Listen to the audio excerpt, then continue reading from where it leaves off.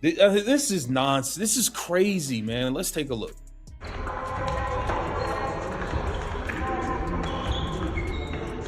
Okay, Raven, for one, that's Caitlin Clark right there. Raven Johnson hand isn't even out. So it's not like her hand was right there and she dubbed her. That's not what happened. That's not what I see. Look at that footage again. People are dissecting a practice handshake line like it's the Zapruder film. Frame-by-frame analysis of whether Caitlin Clark intentionally snubbed Raven Johnson. And this isn't happening in a vacuum. This is day one of Indiana Fever training camp, April 2025. And social media is already tearing this team apart before they've played a single game. It looked like Raven Johnson backed up to me. I don't know why y'all running around. Let's stop the narrative. People trying to run around and push this mean girl angle on Caitlin Clark. She did not refuse to shake that girl's hand. That's not true. I'm looking at the footage. Let me look one more time.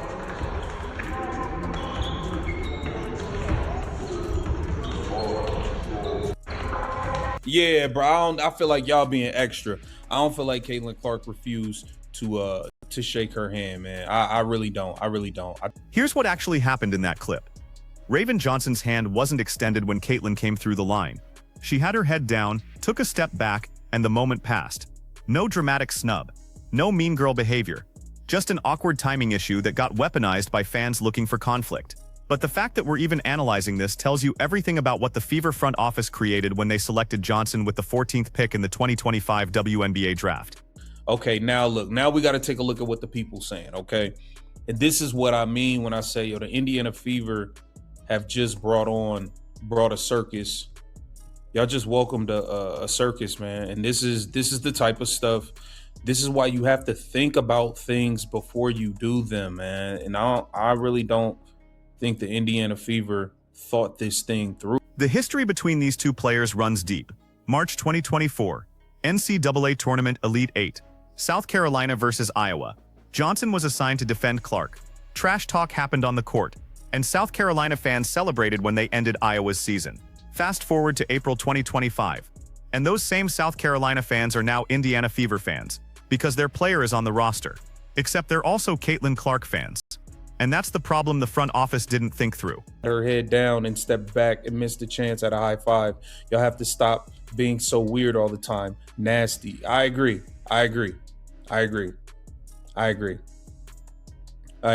You're delusional and weird. Hope you feel better soon. See, this is team chemistry minus 50%. You see what I'm saying? This is becoming something that it did not need to become.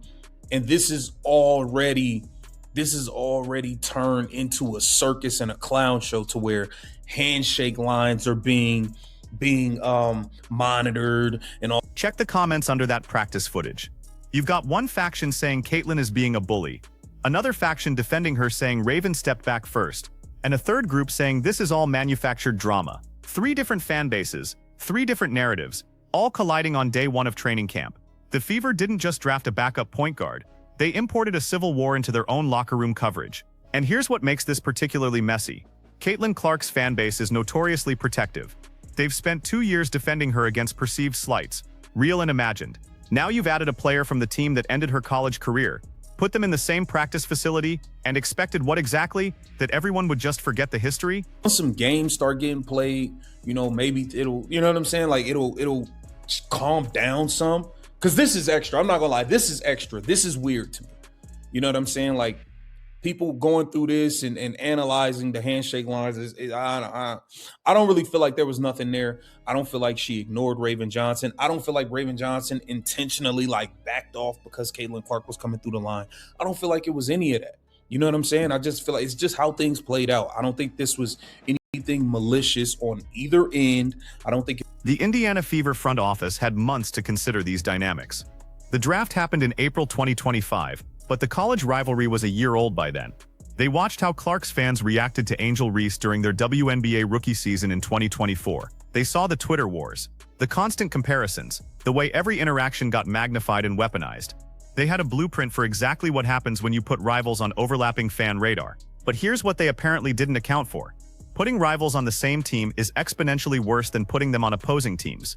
When Clark and Reese faced off in Chicago Sky versus Indiana Fever games during the 2024 season, their fan bases could pick sides cleanly. Sky fans versus Fever fans. Simple tribal sports loyalty.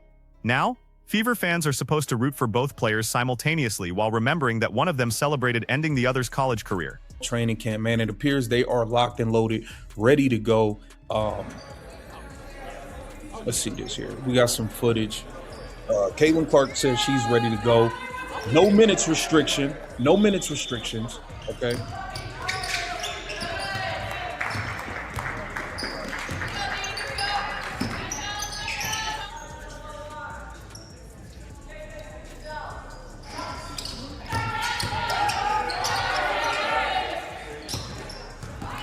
Look at the strategic value proposition here.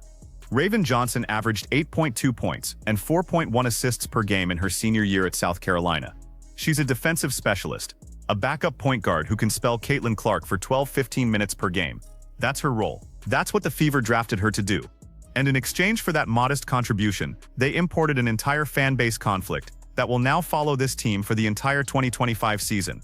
Because here's what happens the first time Johnson checks into a game and goes 1 for 6 from the field. Clark's fans will flood the comments saying she doesn't belong on the roster, and when Johnson hits a clutch three-pointer, South Carolina fans will celebrate like it's vindication, like it proves something about the college rivalry. Every single play becomes a referendum on a game that happened in March 2024.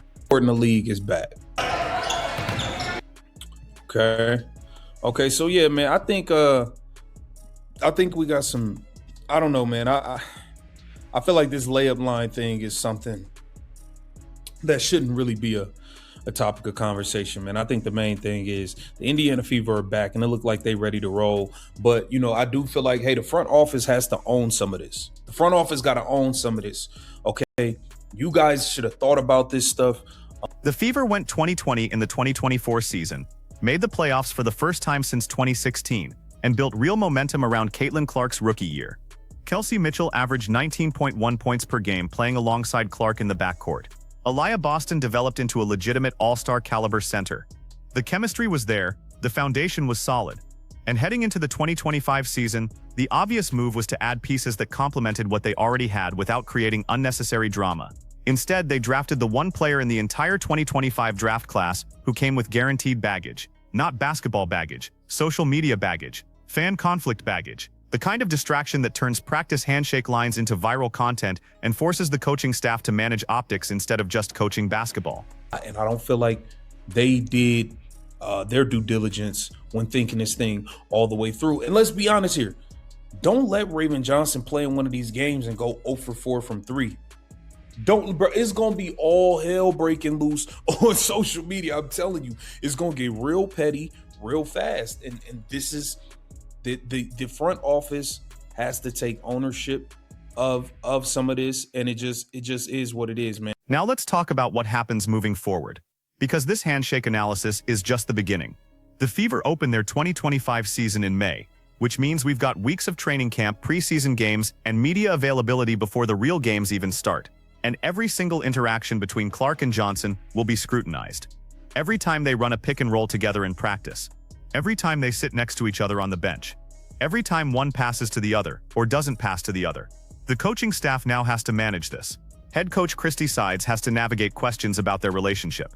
She has to decide how much to play Johnson, knowing that every minute she's on the court with Clark becomes content for rival fan bases to dissect. She has to worry about whether sitting Johnson sends a message, or playing her sends a different message when really she should just be worried about winning basketball games.